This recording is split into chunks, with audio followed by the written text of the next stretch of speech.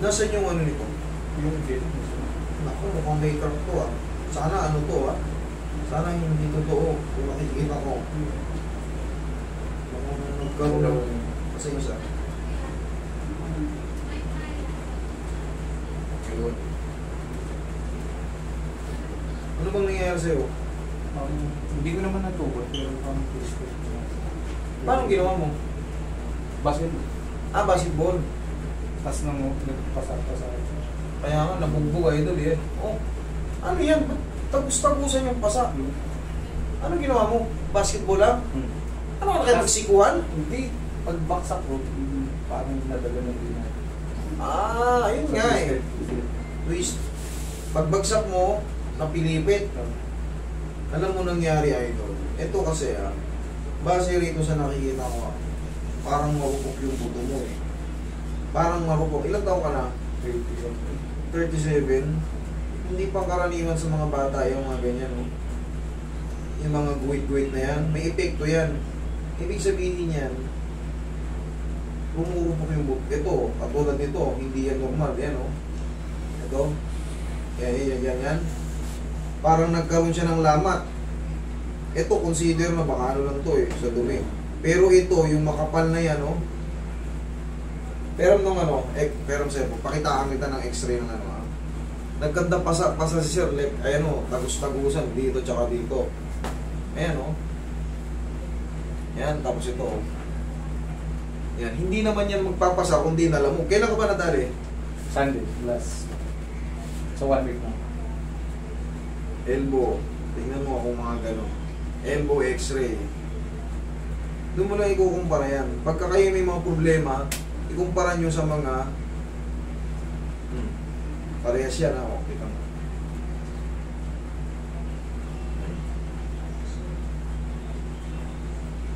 Wala yung tinuturo kong yung biyak. O, tingnan mo. Kita mo? Sige, pala, maghanap pa tayo ng iba. Ibang view pa. O, yan. Wala o. O, kita mo? Wala yung biyak. Malamang may mga nakikita ko sa yung medyo pagrupok ng buto idol. Magano ka, baka kailangan mong kahit paano mag-take ng mga para sa buto. Okay? Mahilig ka ba sa mga gatas before? O never kang nag-take talaga ng gatas? Sunday. 1 week and 1 day. Next week, 1 week and 1 day. Ngayon kasi, siyempre, pag may pasa, masakit-sakit pa yan. Hindi mas straight. Hindi ko mas straight. Pero Wala, namamagapa. Namamagapa siya, bilog na bilog yun. O, tingnan mo yung dito. Yung curve nito, yung lalim nito. O, tingnan mo. Walang malalim. Walang magapa. Wala, massage lang to. Madali lang to. Huwag natin munang pilitin yung ano. Meron kasing ano sir, may nakikita ako nakakaiba sa ano mo, sa buto mo. May senyalis ng medyo parang parupok siya kaagad. Magano ka lang nito, vitamin sa boots. Ngayon, ganito ang gagawin natin dyan. Kunting alignment lang to, pero more on massage. Kasi lamog pa itong ano sa'yo, Roy, kaya ba? Tapos, abangan mo lang to ng mga ano, 1 week to, no? Parang mayroong kasing mild crack na nakikita. Kinumpara mo na, di ba? Parang mayroong mild crack. Naipit mo yan eh. Siyempre, babagsak ka, pak! Parang na ganun ganyan na ito, no? Parang pinilit siyang na ganun, no? Parang napilit kaya nag-react dito sa gitna. Nagpasa rito. Siyempre, sa lakas ng impact. Ngayon, parang natuklap yun dito. Yung sa pagitan nito. May guhit eh, malaki. Hindi pwedeng dumi lang yun eh. Nagkaroon ng, siyempre, gumagalaw yan. Oh. Ngayon, parang parang bigla ang ganun. Ang gagawin natin dyan, babandage lang muna natin to. Babandage lang natin to. Tapos, obserbahan mo hanggang, ano ngayon, 3 linggo pa. May x-ray yan. Hindi na. Observation ka lang. Tapos, after 3 weeks, pag ganito pa rin yan, pwede ko nang i-align, balik ka rito. Pero pag nawala siya ng 3 weeks, tama yung ginawa ko. Okay? Doon tayo sa safe kasi Pag yan, ginalaw mo, okay lang yan, sanay naman tayo dyan. Walang problema. Pero ipengin pa konti.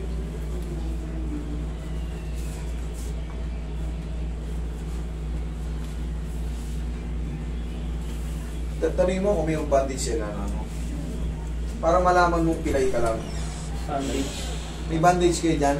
Actually, mga support ako ng mga nakalap. Pero tinanggal ko din kasi parang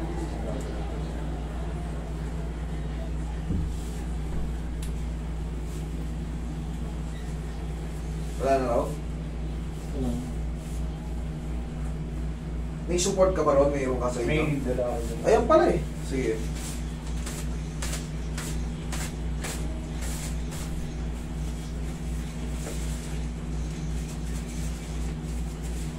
Ang mahalaga, kailangan, wait lang ha, ganin mo yung kamay mo, kaliwa. Yan. Kailangan ayos yung oblique mo. Pag sira yung oblique mo, yari tayo. Ganun ka? Okay, good. Very good. Kala mo. Pag yan ang oblique mo, yan, patay tayo dyan. Ibig sabihin talagang nagbago yung joint mo, pero naayos naman, hindi po. Gagaling din. Ang pinakamahalaga dyan, sa siko, kailangan yan, nahihingi nyo na maayos yan. Pag ang nangyari dyan, namaga, tapos parang may pagpigil. Nung mga naman may effect na rin siya. Sa nangyari.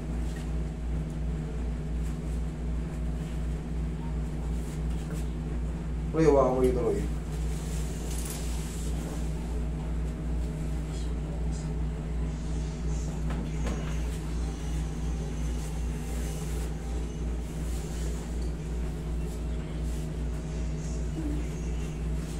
Buti nga, hindi nasira yung oblique mo. Pag nasira yung oblique mo, eto, ibig sabihin, swelling lang yung loob ito.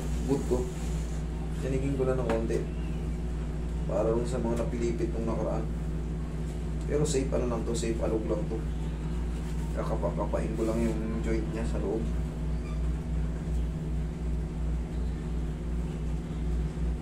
Huwag lang lakasan.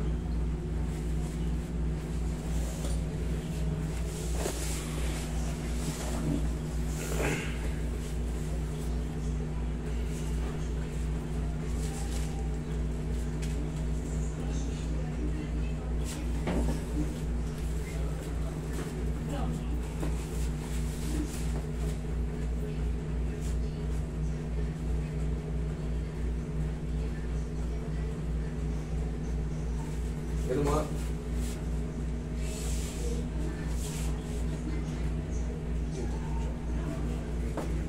So. Naku, yan na. Ito na yung pati oh. Tingin pang ano. Pero that is normal. Sa linggo pa lang eh. Palipasin mo nga ng 3 linggo. Okay? Yun ang observation ko rito. Kung ba siyang i-bandage or pag masakit lang support? Asan yung support mo? Tingnan. Yung ganito lang. Yung usual na ano lang. Ganito lang. Sling, hindi yan. Sling lang oh. Hindi yan. Ano yan eh. Parang hindi gumagalaw. Oo, hindi. Ang bandage kasi, pang-compress natin. Kasi may swelling. Kita mo naman magang-maga, oh. Wala. O, tingnan mo to. O, tingnan mo to. O, tingnan mo yung orka niyan. O, tingnan mo kung makakita ka ng lubog dyan. Ibig sabihin, magayan. Pero that is normal kasi isang linggo pa lang. Wala kang dapat ikatakot dyan. Obserbahan mo ba 3 linggo kasama na yung ano, bali 1 buwan.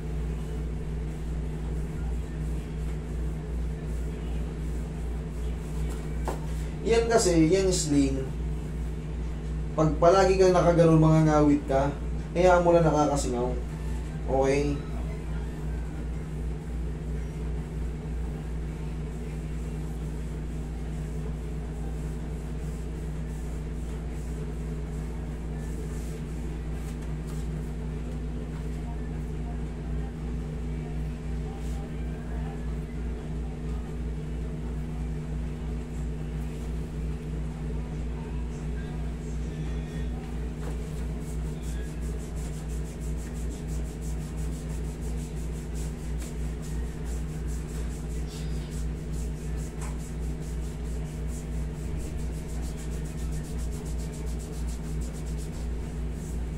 Okay? Idol, iyan ang pinaka-the best na ano dyan. Yung ano, pwede din bumimpa. Okay, kasama yan sa ano? Sige, ikaw ah. Tignan ko ako nagkapasa rin. Saan ka ba natumba? Hindi man talaga ito pag naglalakad ako. Pag tumutunog siya, parang landslide tips.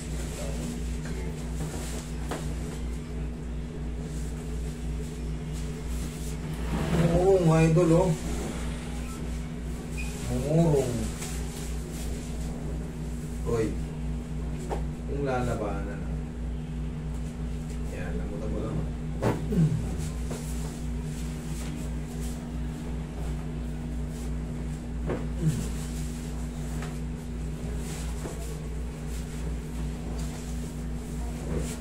Kung lalabanan, relax mo na katawan mo.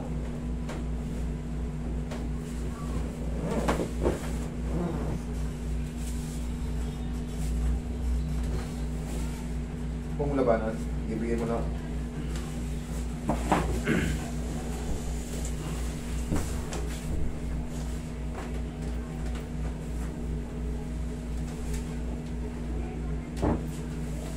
Tagilid ka.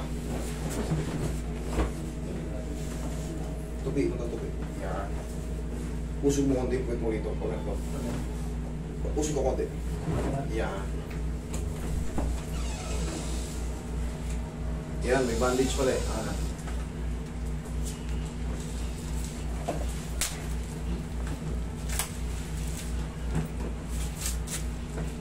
Kabilang side.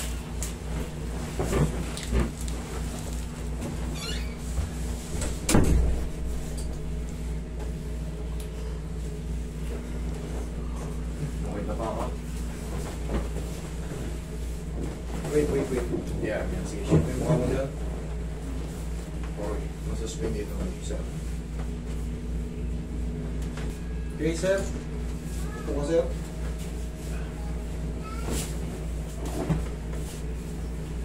Tatanggalin mo lang ito pag matutulog ka, ha? Oo, balik mo lang. Tapos, mahalaga kasi pag may ganito, makikita nila na may kilay ka. Kumbaga, pandepensa rin to sa mga taong sasalubong sa'yo na hindi ka pwede basta-basta tabigin. Sakit pa.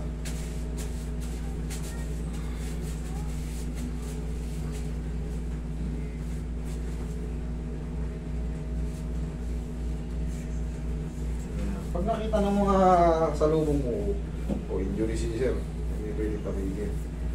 Okay? Tatanggalin mo lang yan. Ito, makakatulong yan sa mga pamamaga pag may mga compression. Okay?